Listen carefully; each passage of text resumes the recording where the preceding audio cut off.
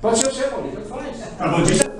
Eu queria. Bom dia, ouvinte, bom dia, Vilmar, bom dia, o Chicozinho, Robson Macedo aqui presente, gravando a gente aqui com muito carinho. Obrigado, Robson, pela sua presença e pelo carinho especial que você tem aqui. É o Momento Esporte, a gente está acompanhando o teu blog e sempre você cita o Vilmar, Chicozinho, sempre cita a gente lá e você com certeza colabora com a nossa grande audiência. Mas eu queria falar depois do Paulinho, porque eu sempre gosto de ouvir primeiro.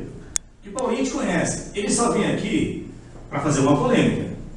E o Flamengo é um dos assuntos que ele adora fazer polêmica, embora que hoje eu acredito que ele não vai fazer, porque não teve. Acho que ele vai concordar com o que aconteceu no jogo. Mas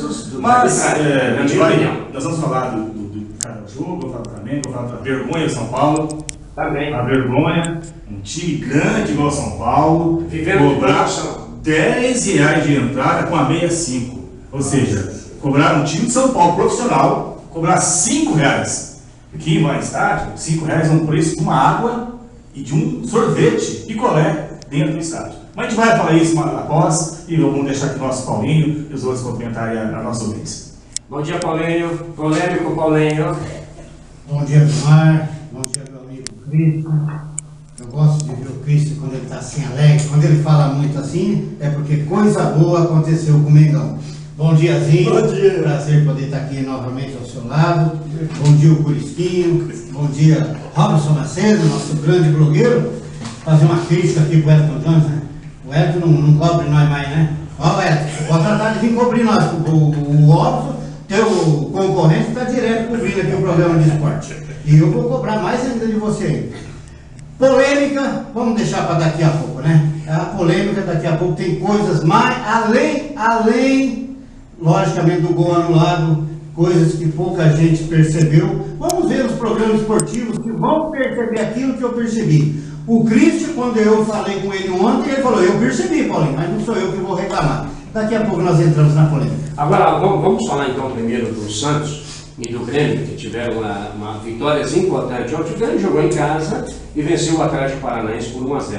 E o Grêmio hoje ocupa, vamos ver aqui, o Grêmio de Porto Alegre hoje ocupa a sétima, não está no G6, né? Ainda ficou o Fluminense e o Botafogo. Imagina você, 2 times do Rio aí no G6, mesmo o Fluminense perdendo. Até em São Paulo, quem vai Santos não tem torcida. Tá certo, mas jogou fora do tempo. O mando era de São Paulo. Não tem, não, mas é questão de inversão de mando. Mas o jogo ontem foi o campo neutro.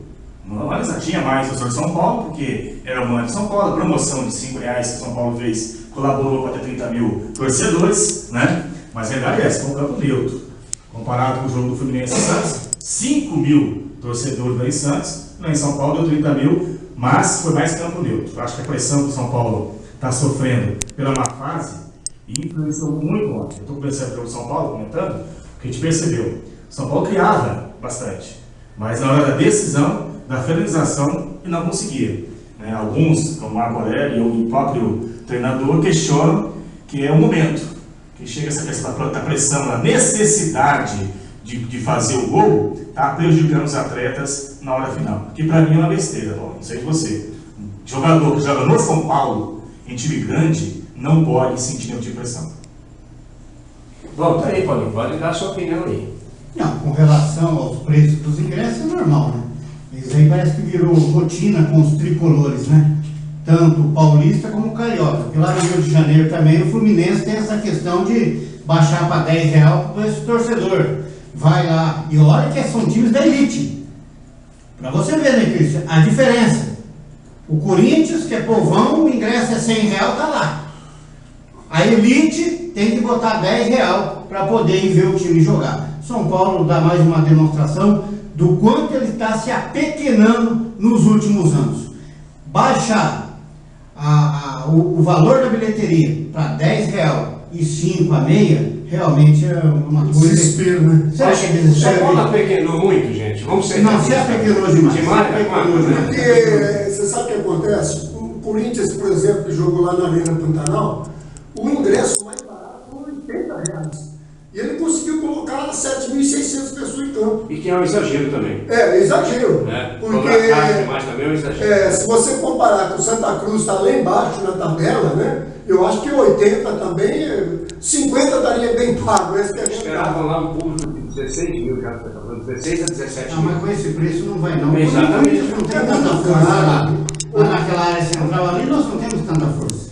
Se fosse aqui no Paraná, seria até diferente. Seria diferente, Mas lá, quem escolheu o local lá, escolheu muito mal escolhido, tomou o prejuízo. Santa Cruz, que levou o comando de campo, transferiu para lá, né? Só que você pode ver que a CBF agora, Ela vai essa tomar semana, portaria. ela já não permite mais que os jogos do estado sejam Pra outro estado. mandados para outro estado. Vai ter que permanecer dentro do estado. Em qualquer campo, mas dentro do estado. Então, apesar que já há uma chiadeira danada, o Flamengo é o primeiro a chiar, porque, lógico, ele está sem campo lá no Rio de Janeiro e tem que jogar para fora. E ele não podendo sair do Rio de Janeiro, é certo um prejuízo para o Flamengo, né? Olha, agora eu vou falar uma coisa para vocês. Dentro desse jogo, eu vi a entrevista do Cunha lá, aquele que Marco Aurélio Cunha. É o diretor executivo de futebol do São Paulo. Ele veio agora para o São Paulo, que Isso. estava fora. Eu nunca vi o Marco Aurélio na situação que ele está. É desânimo, expressão. Não, a expressão dele de um cara acabado, tá como diz, não vai ter solução. Mais ou menos isso ele passou. Foi muito negativo, né? Para quem conhece ele, sabe que ele vai em imprensa, se coloca o São Paulo num patamar, né? É legal isso, porque o dirigente tem que ser otimista, tem que trazer certas Lógico, polêmicas tem que ter dentro visão, do né? futebol, Até a questão da pergunta do técnico, fica ou não, ele ficou em dúvida. Exato. Ele queria ouvir se o técnico queria ser técnico. O que ele se ele ia quis- aceitar a pressão. Não, o que ele quis dizer é o seguinte, na verdade, ele só falou assim, e eu não vou dispensar ele, porque se ele achar que tá bom, Não, se ele achar. olha, presta bem, Não. tem cabimento. Se não de- estiver sentindo pressionado, É. se ele estivesse confortável. Você acha que Ou ele seja, ele jogou no mundo técnico. Jogou, E eu acho que ele queria que o técnico pedisse demissão. Lógico. O que eu entendi é que ele queria Perfeitamente. que o técnico dê o recado para ele pedisse demissão. Mas infelizmente o Paulinho se encontra certo. O São Paulo infelizmente está se apequenando, tanto nessa questão de promoção, isso é time, gente. O Santa Cruz fazer, o América Mineiro fazer, que estão rebaixados, Figueirense, então tem que chamar público.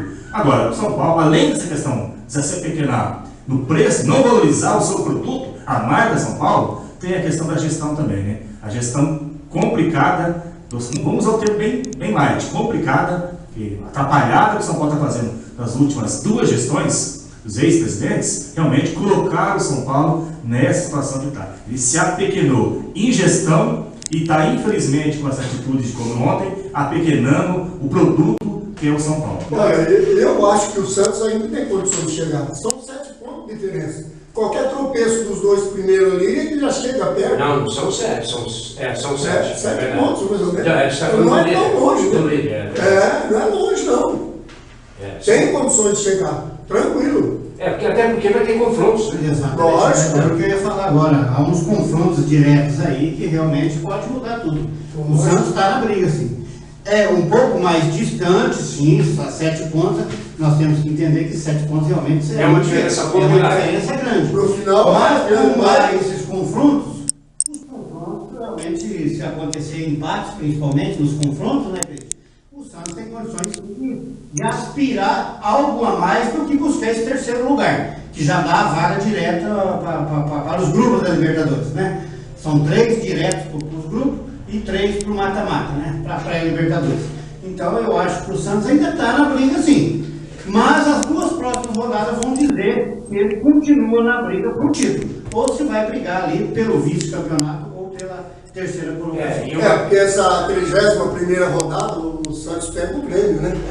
Então, o Grêmio que vem aí. Mas pega em casa, né? E o Santos em casa joga. O problema do Santos em casa, ele não perde em casa. Então, isso. o São Paulo, até nisso, favoreceu o Santos. Né? Porque esse campo neutro que o São Paulo Exatamente. lá, favoreceu o Santos.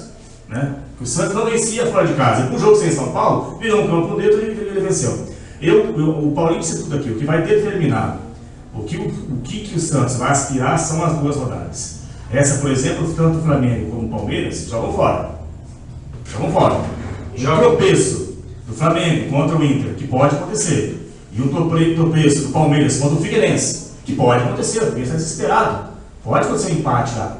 E o Santos vencendo o Grêmio, a margem do Flamengo, por exemplo, vai ficar 3 pontos do Santos. E 5 do líder. E como o Paulinho disse, o Palmeiras enfrenta o Atlético Mineiro no confronto direto, o Flamengo disputa o Atlético Mineiro no confronto direto, e o Santos, se não me engano, enfrenta os Palmeiras ainda.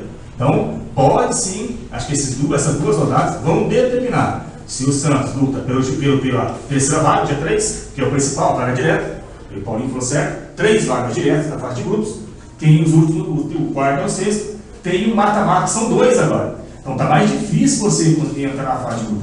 Antes era o mata-mata, agora são 2. Sabe lá se tem confronto brasileiro também, né? Porque ninguém passou essa questão. Se pode haver, dentro nessa fase mata-mata inicial, um confronto entre os brasileiros. Mas realmente, o Paulo falou, esses 2 jogos vão determinar o que o Santos vai querer nessa competição. Mas sim, tem chance sim. É uma briga, principalmente pelo G3. Isso tá. E a minha preocupação no flamenguista, primeiro, é distanciar do quarto colocado, que é o Santos. A nossa preocupação é essa inicial. O inicial, são 6 pontos hoje. Quer ser campeão, mas nesse primeiro ano de o Flamengo está bem montado, é pelo menos garantir a vaga direta da Libertadores. E que é os 3 primeiros. Agora, uma coisa, nós temos que acrescentar, os 3 da frente, realmente está jogando muita bola, né? Olha, se você pegar o Palmeiras joga, o Palmeiras não tem, na minha opinião, o Palmeiras não tem, assim, um grande time, grandes jogadores. O Palmeiras tem um conjunto forte. O Palmeiras está com uma disputa de bola, uma pegada sensacional. Não, mas não, vou cortar o senhor, infelizmente. Paulinho teve de cortar, mas vou cortar. Pode cortar. Esse talento ali. Não, ontem o Cuca comemorou o empate. Não, sim. Sim, ontem era o Cruzeiro tem vencido. Eu ia falar, o Cruzeiro ontem, para mim, no segundo tempo, foi muito melhor do que o Palmeiras, que eu quis dizer. Mas o Palmeiras que você não esperou concluir isso. É que o Palmeiras está com uma pegada, uma vontade, a disputa que o jogador tem, sabe? Algo que o Palmeiras não tinha. Aquela academia, por exemplo, você não vê, né? Porque a academia do Palmeiras era os craques tocando a bola, genialidade. Não, o Palmeiras hoje se tornou um time competitivo, sabe? O primeiro tempo do Palmeiras foi melhor? Foi. Não foi tanto assim, mas foi melhor. Agora, o segundo tempo, o Cruzeiro mereceu ganhar o jogo. Exatamente o que você falou, Cristian. O Cuca comemorou o empate, foi um ponto que deu a garantia do primeiro lugar. Pode falar, Paulo. Não, só vou resumir. Eu sei que tem alguns colegas nossos aí que estão ouvindo. Não dá pra os flamenguistas? Não, um certo professor aí que está ouvindo o programa, fazedor de pizza também. Mas o Palmeiras, só para fazer uma comparação, Gilmar, uma comparaçãozinha. O Palmeiras não é 30% do que foi o Corinthians em 2015.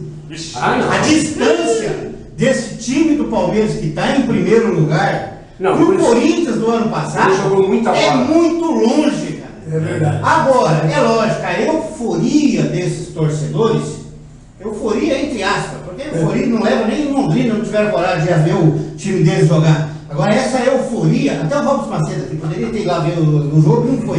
Entendeu? Essa euforia, é lógico, é pelos 20 anos sem título importante. Esse time não tem ganho mais. São 23 anos. São 23 anos sem título importante. Então, o que então não pode perder esse título. Não pode. Não pode. Porque tem uma coisa, esse time está jogando, está em primeiro, beleza. Parabéns para eles. Mas se não ganhar esse ano, olha, a partir do ano que vem, volta de novo para aquela mediocridade que vinha tendo nos últimos anos. Não, eu acho que é o seguinte, primeiro, a gente sempre coloca o Corinthians como um dos líderes que está sempre disputando, vamos lá, a ponta do campeonato. Mas esse ano, nós torcedores sabemos que o Corinthians não tem condições. Foram 27 jogadores vendidos durante o ano. E mais a lambança do presidente. Então, é lógico que você não vai querer que esses jogadores que estão em campo joguem igual o Palmeiras de jeito nenhum. Agora, que o Palmeiras não está lá com o senhor time, isso não. É que nós, os outros times, estamos mal. Essa é a realidade. Você sabe a informação que eu tive?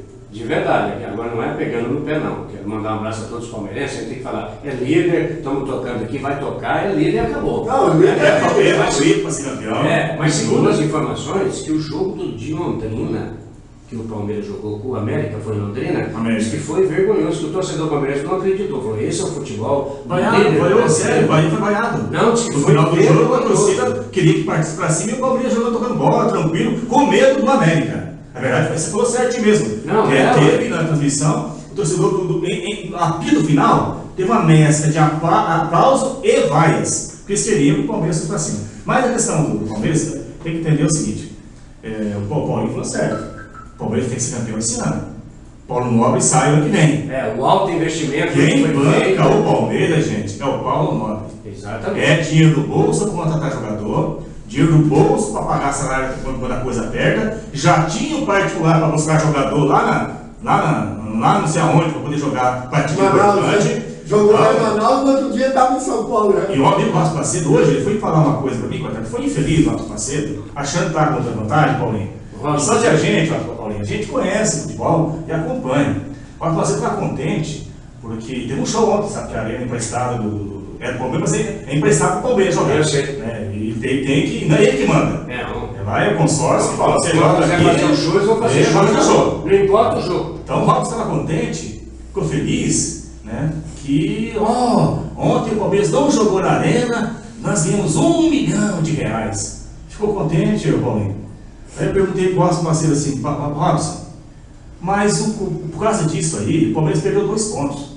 E se jogasse na arena? Não, ele é outro jogo. Não, escuta aí que eu falei para ele. Só que ele ficou feliz. Perdeu 2 pontos, porque jogou na Araquara, em casa. Que o torcedor, você sabe, flamenguista, corintiano, do local, estado, capital, é um tipo de torcedor. Lógico. O do fora é outro, é público. O Flamengo lota lá vazio, mas não tem empolgação. No Maracanã é ferve. Palmeiras uma coisa. Esse jogo dava mais de 2 milhões na Perdeu, e isso que ia chegar. Perdeu uma empolgação da sua torcida, que ia alavancar o time. Claro. E perdeu a declaração, gente. Palmeiras joga para 38, 40 mil pessoas na arena, como título. Recada 2 milhões e meio no mínimo. Não, tranquilo. Aí eu falei, Robson, você perdeu 1 milhão e meio de dinheiro. Matemática errada. Perdeu 2 pontos e está feliz. Então isso mostra que o torcedor palmeirense está tão iludido assim com a boa fase. Mas é o primeiro lugar. Esses pequenos detalhes, né?